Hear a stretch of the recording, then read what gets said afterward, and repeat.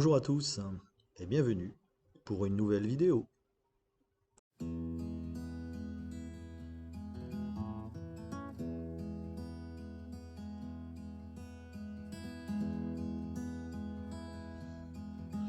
Voyons voir comment ouvrir notre logiciel visionneuse de Allplan BIM+. Pour ouvrir cette visionneuse, il suffit de taper le lien campus.allplan.com/fr. Cette fenêtre va venir s'ouvrir. Une fois que cette fenêtre sera ouverte, vous viendrez cliquer sur Allplan BIM+ Login.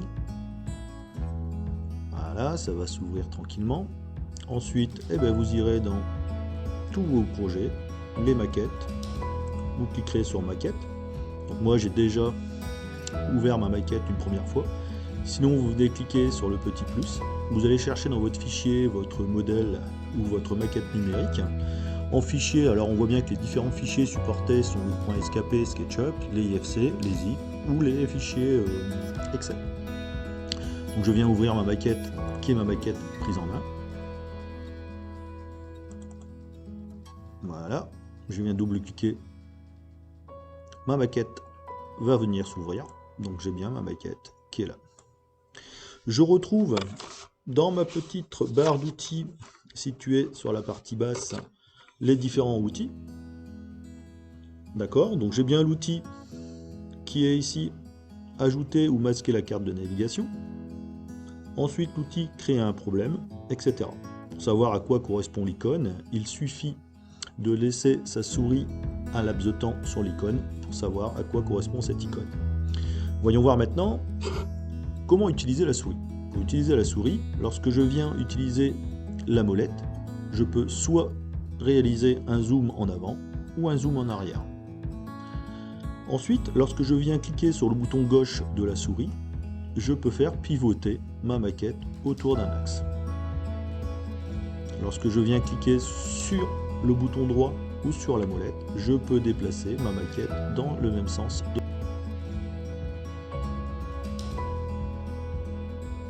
Je vais cliquer sur ajouter, masquer la carte de navigation et j'ai une carte qui vient s'afficher. Je peux changer la hauteur de vision en cliquant sur paramétrer la hauteur du plan de coupe. Et voilà ce qui se passe. Donc, on va bien voir ce qui se passe au niveau de ma petite maquette numérique. Vous voyez, je change bien la hauteur de mon sens d'observation. Si je veux changer la vision et mon point d'observation, il me suffit de cliquer sur la maquette et vous voyez, je peux changer le point d'observation et le modifier, le faire pivoter pour changer le sens d'observation. Donc voilà comment je peux jouer avec la carte de navigation.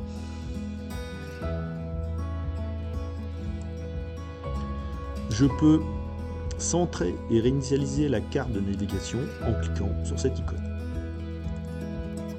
Et voilà. Voilà ce qui se passe. Alors je peux. Voilà, et je reviens sur ma maquette numérique. Donc voilà pour cette partie. Je viens fermer cette fenêtre. Donc pour fermer cette fenêtre, il me suffit de recliquer sur cette icône.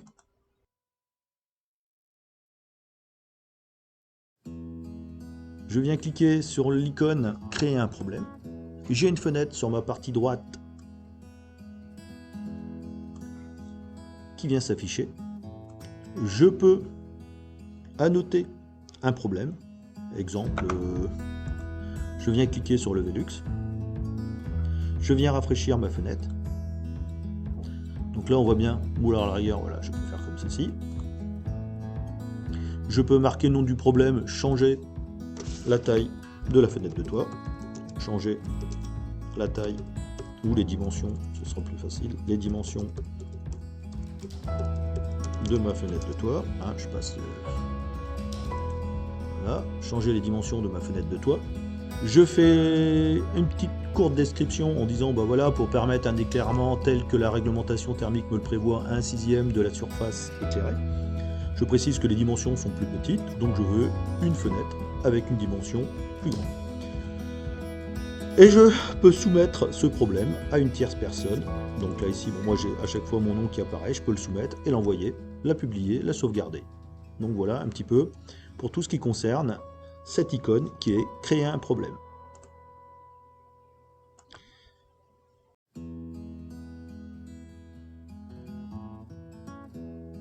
Voyons voir maintenant l'icône qui me permet de prendre des dimensions, ce qu'ils appellent création de marquage. Donc, dans création de marquage, une fois que je clique dessus, j'ai une barre d'outils qui apparaît. Dans cette barre d'outils, je peux prendre différentes distances. Exemple, je peux mesurer d'un point à un autre point. Donc si je veux prendre la distance qui correspond à ma longueur de rive, je viens cliquer, hop, on va faire comme ça, de ce point-là à ce point-là.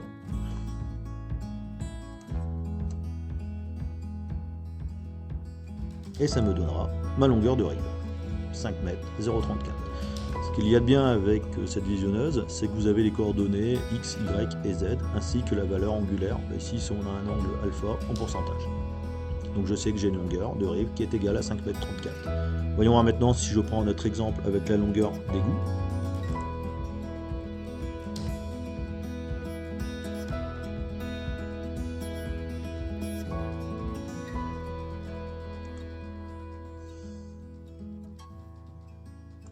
Je sais que j'ai une longueur d'égout qui est égale à 15 mètres 315. Je peux bien entendu changer les paramètres au niveau des dimensions qui me sont données. Il suffit que j'aille dans le menu déroulant ici et avoir des unités en millimètres, centimètres, mètres ou kilomètres. Je peux aussi prendre une distance entre un point et un plan perpendiculaire à ce point. Exemple, si je veux prendre la distance entre un point du poteau, c'est-à-dire celui-ci, et le plan perpendiculaire, vous voyez, ça me le met directement sur mon plan perpendiculaire. Donc je sais que je suis entre l'extérieur du poteau et la surface de la porte à 3 mètres 305. Donc voilà, j'ai mes dimensions qui restent toujours affichées. Je peux prendre aussi une valeur angulaire. Si je veux la valeur de la pente qui est là, entre ici, hop, excusez-moi. Voilà, vous voyez, je peux prendre une valeur de pente. Bon, là, je me suis mal pris. On recommence.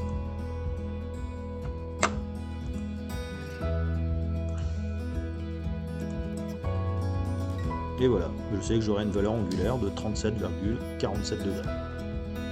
Je peux prendre les coordonnées d'un point. Si je veux par exemple savoir à quel niveau est ce point au niveau de la porte, je sais que j'ai une cote de niveau par exemple qui sera à Z à 0 au niveau de mon sol fini, que mon fêtage sera à un point à 9 mètres 142, ce qui peut me donner des valeurs de code de niveau et les coordonnées X, Y, Z d'un point quelconque au niveau de ma maquette numérique. Je peux faire la même chose pour un point calibré.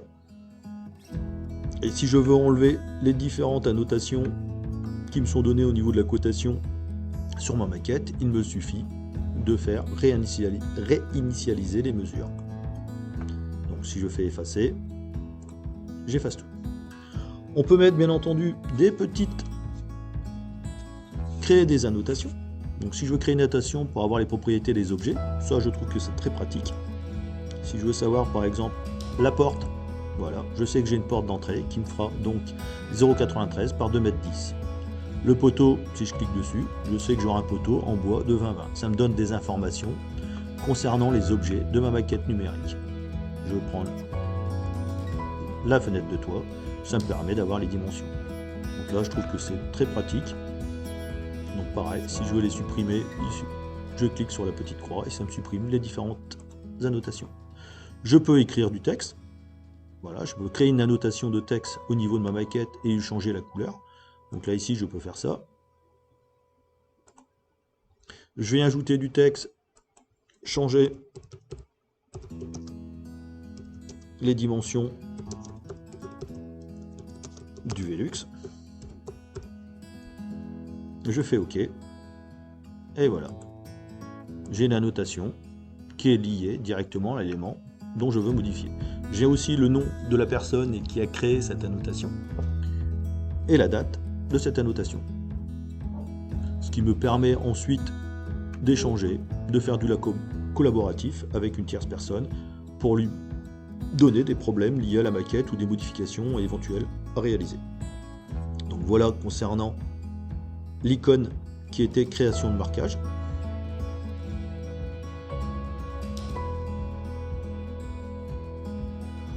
Voyons voir maintenant comment effectuer une coupe. Pour cela, il suffit de cliquer sur la paire de ciseaux qui correspond à l'icône « Effectuer une coupe » sur le modèle. Une fenêtre vient d'apparaître. Sur cette fenêtre, on trouve différents éléments. Dès que l'on coupe dessus, nous avons une coupe horizontale. Si l'on veut changer le repérage de plan de coupe de cette coupe horizontale, il suffit de cliquer sur la flèche, de monter ou de descendre pour obtenir sa coupe horizontale. On peut faire quelques changements de paramètres pour obtenir des couleurs différentes au niveau des matières. Si je veux du vert, je viens cliquer sur vert. Et voilà, j'ai les matières qui sont de couleur verte. Ensuite, ce que je peux faire, c'est inverser la coupe. Si je retourne le plan de coupe, voilà ce que j'obtiens. Donc voilà. Si je recoupe dessus, je reprends mon plan horizontal. Ensuite, je désélectionne ma coupe pour obtenir une coupe verticale ou en X ou en Y. Donc je sélectionne mon plan de coupe, il faut que j'arrive à retrouver la petite maison, voilà elle est là. Voilà, donc j'ai des plans de coupe suivant les trois axes, X, Y ou Z. Toujours avec la flèche. Je peux changer mon plan de coupe, avancer ou reculer au niveau du plan de coupe. Là en ce qui concerne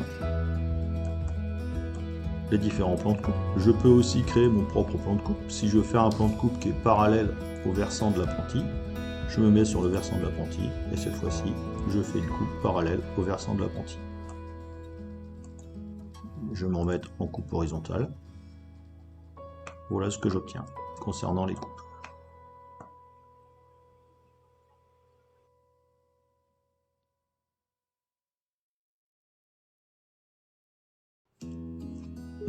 Nous allons voir maintenant l'outil qui nous permet de masquer des éléments sur notre maquette numérique.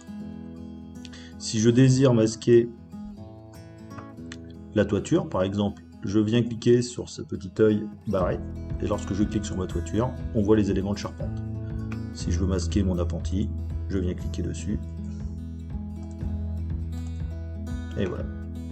Si je désire réinitialiser ma maquette, il suffit que je fasse restaurer la visibilité des éléments, et je retrouve mes éléments initiaux sur ma maquette. Si je veux rendre transparent un élément, je viens cliquer sur cette petite icône et je peux le rendre transparent. Hop, voilà. Ou par exemple la porte, ce qui fait que j'ai rendu la porte transparente, ou la fenêtre, si je rends la fenêtre transparente. Je peux réinitialiser de la même manière que précédemment les objets de ma maquette.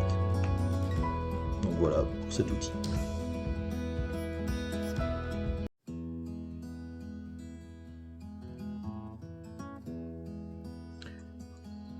Voyons maintenant l'outil qui me permet d'isoler les objets sélectionnés. Lorsque je viens cliquer sur cette icône, j'ai ma maquette qui est en transparence. Donc, après avoir sélectionné la toiture, si je clique sur cette icône, je n'obtiens simplement que la toiture. Lorsque je masque les objets non isolés, je n'obtiens que la toiture. Je peux faire aussi une zone qui comprend la toiture et son environnement, ou alors que la toiture en foncé et tout le reste de la maquette en transparence. Donc je décoche.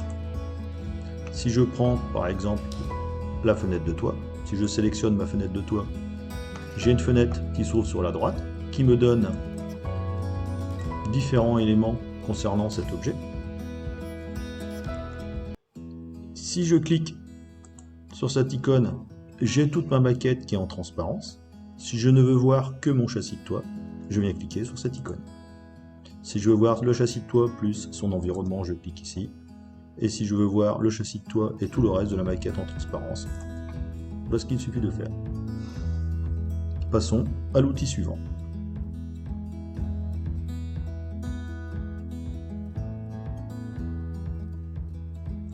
Comment faire pour obtenir les différentes vues de ma maquette numérique? Lorsque je viens cliquer sur l'icône « Sélectionner la vue », j'ai le choix entre la vue de face, la vue de dessus, une vue de côté ou la perspective de ma maquette. Bien entendu, tout dépend comment on a enregistré les différentes vues au niveau de...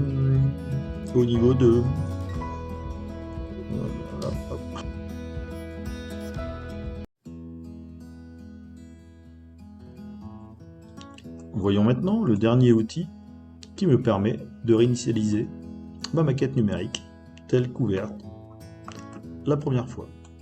Exemple, si je viens à faire une coupe, donc j'inverse ma coupe. Si je veux réinitialiser ma maquette, il me suffit de cliquer sur cette icône. Si je suis un petit peu perdu dans ma maquette, je ne sais plus où je me trouve, je viens cliquer sur cette icône et ma maquette sera initialisée. Voilà pour le petit tuto.